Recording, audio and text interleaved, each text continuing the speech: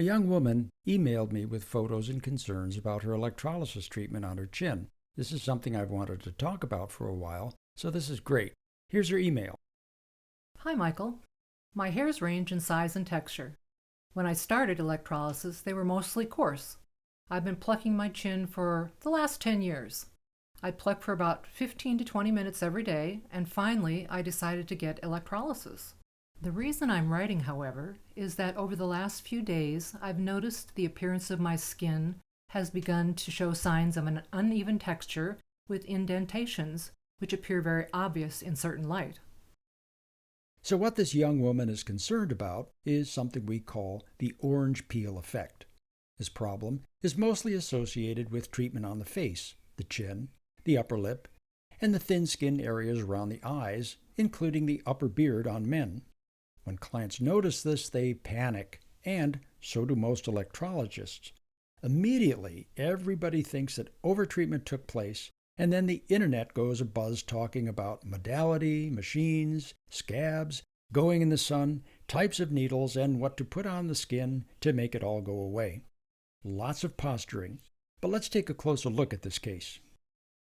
From this young woman's emails, we know that she's been plucking her hairs for at least 10 years, and during that time, that has increased the size of the hairs, made them very stubborn to get out, and probably created distorted follicles as well. So it is going to take some serious current to get these things to dislodge. This is something that electrologists face every day. It's not uncommon. In her other emails, she mentioned that there was really no sign of overtreatment at all.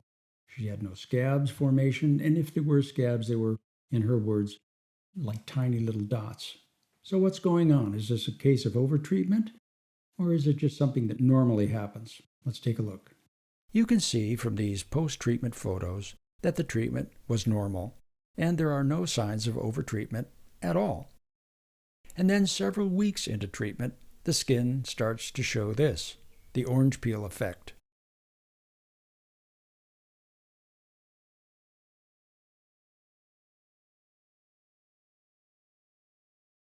To emphasize this, the client applied makeup and angled the light across the skin, and this makes the irregularities show up even more.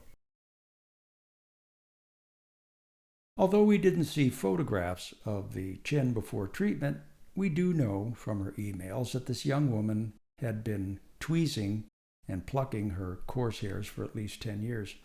We also know that when you pluck a hair, that you are dislodging the follicle and tearing out skin tissue in the dermis. When that happens, the dermis lays down a collagen layer that we call scar tissue. So each time that you tweeze a hair, you develop little threads of collagen or scar tissue. And this can, after many years, create an irregular look to the skin. She might also have been getting ingrown hairs, and of course, digging them out doesn't help either. We've all seen chins and various parts of the body and face that look pretty beat up from years of self-destruction. But I'm not really sure that that happened in this case, and we're going to focus on the treatment itself and what that indicates. Within a few weeks after treatment begins, the client may start to see orange peel. Here's what's going on. All wounds in the dermis contract. The disabled follicle is thread-like narrow, but at the same time, the narrow wound is the entire depth of the skin. Therefore, the downward pull is very visible. At the same time, the surrounding skin is inflamed and swollen. So the combination of the downward pull and the edema causes the lumpy, bumpy appearance. Later on, the follicles enter a new healing phase. The dead space is filled with wound collagen. This material is dense and inflexible. The client continues to have treatment, so the resulting inflammation and edema pushes the skin upward, and the dense column of collagen holds the skin down, again resulting in more orange peel effect. The client usually has a full year of treatment, and all these biological processes happen simultaneously: wound contraction, inflammation, edema, and dense wound collagen. All this results in the skin temporarily looking like orange peel. In nearly all cases, orange peel disappears, but it can take a full year after treatment for complete normalization. So the question is, am I going to be able to guarantee to this young woman that she won't have any lasting marks? And the answer is I won't be able to. The problem is that when you're treating the chin, it often doesn't show over-treatment, and that can be a problem. The other big problem with the chin is that it really almost calls you into treatment. You're sitting there with your loupes or your magnifying lens, and you see that great big chin with those big, fat, beautiful hairs on the chin, and it calls you in, almost like Dracula, come and treat me. And the problem is you do it. You clear the whole thing off, and of course you're also being pressured by the client too. They don't want to leave with a lot of hairs on their chin. So the chin should be considered a danger area.